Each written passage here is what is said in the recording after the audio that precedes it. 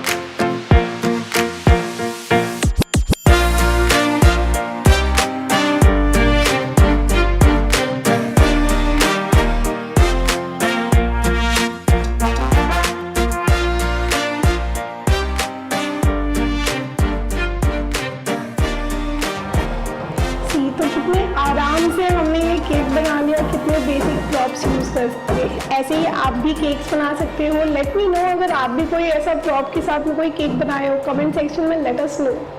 Thank you so much.